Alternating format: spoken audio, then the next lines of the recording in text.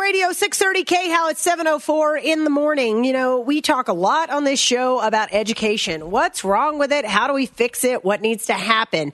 One of the bright spots in education in Colorado, and has been for some time, is our healthy and thriving charter school system. Now, not all charter schools are great, but a lot of them are. I mean, if you look at the latest CMAS results, a lot of the top performers happen to be charter schools. And now the charter school movement is getting a huge shot in the arm from Denver-based real estate investment company Northstar Commercial Partners. And Brian Watson is the head of that organization. And I wanted to have Brian on today to talk about a huge fund. Now, Brian, $100 million is nothing to sneeze at. It's not, Mandy. So what exactly is this $100 million fund going to do for charter schools?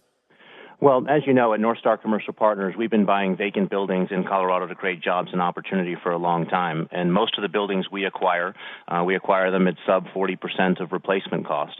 So this fund will allow us the opportunity to work with charter schools to help identify facilities that work for them and to buy those facilities where they can be our tenant.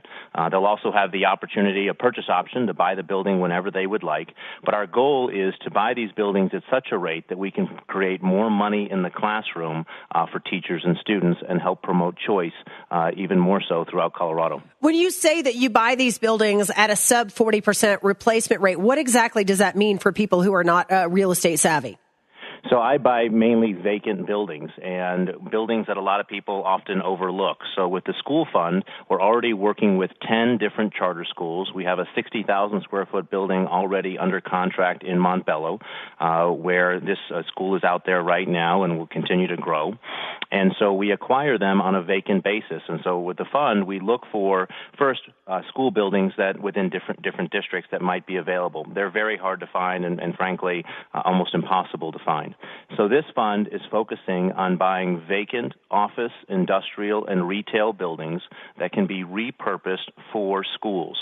And so we would go and buy them for approximately 40% or less of their replacement cost value, meaning the cost to rebuild them, and to retrofit them for schools. And by getting a lower basis and a lower price at the end of the day, again, that means more money in the classroom where it's going to do the most good. Now, obviously, you're in the commercial real estate business, and people who are in business are in business to make money, but this doesn't sound like you're going to make a lot of money here, Brian. No, I mean, yes, you have to pay our costs at the end of the day, but our focus is not to make a tremendous amount of money with this fund. Our focus is to promote choice in education. You know, I often say that, you know, the wealthy in our society already have choice in education. They can afford to move to the school district of their choice, or they can afford private school. It's everybody else who's caught in the current system. And I'm a public school kid, and I believe in our public school system. At the same time, I believe in empowering parents and children with choice. You know, I have 3 kids myself.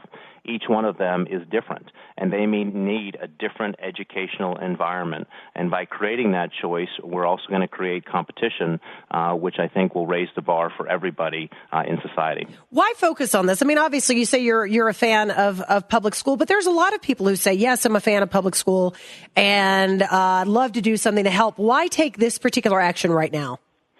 Well, right now in Colorado, we have about 200 charter schools, and that's about 11% of the overall population. There's a thought in many things in business and others that once you get to 20%, you get to a tipping point. And I really believe we need to be in the tipping point. And these schools, frankly, need a lot of help. A lot of these people, the administrators, the teachers, are very well-intentioned people, but they're not real estate people. And if you look at facilities in most organizations are usually the second or third highest cost item overall in most organizations.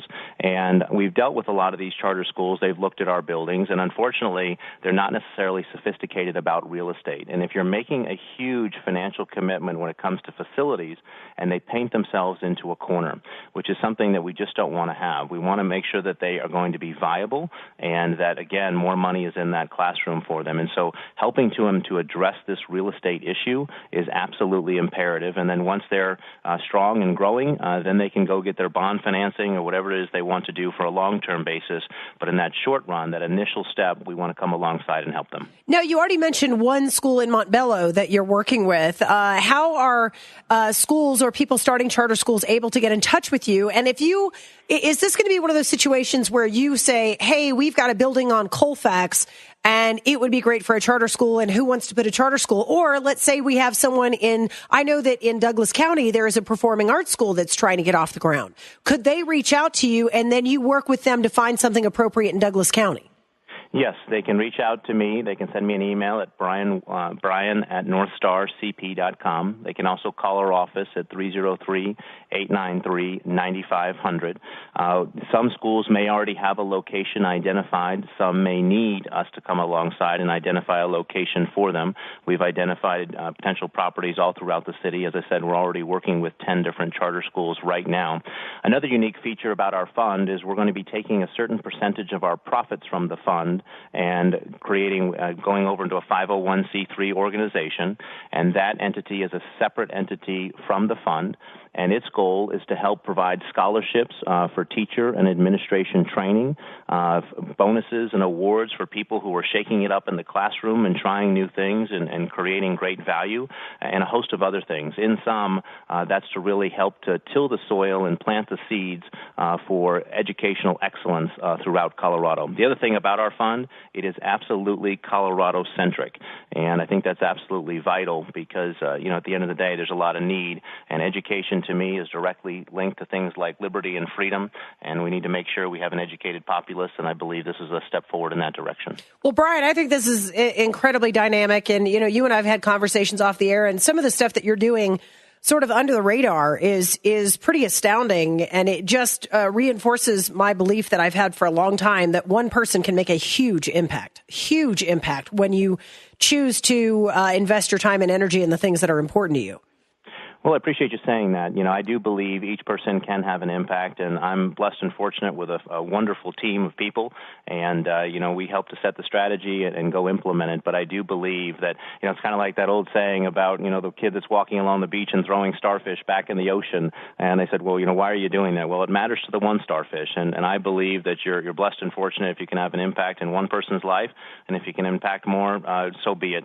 But at least try to go impact that one person's life to start with. So if anyone listening is in the process of trying to get a charter school off the ground, all they need to remember is Northstar Commercial Partners, and that's where they can call and get all the information. Brian, I'd love to touch back with you maybe in the future when things start cooking and find out, talk to some success stories about people who have been able to utilize this to help move their charter schools forward.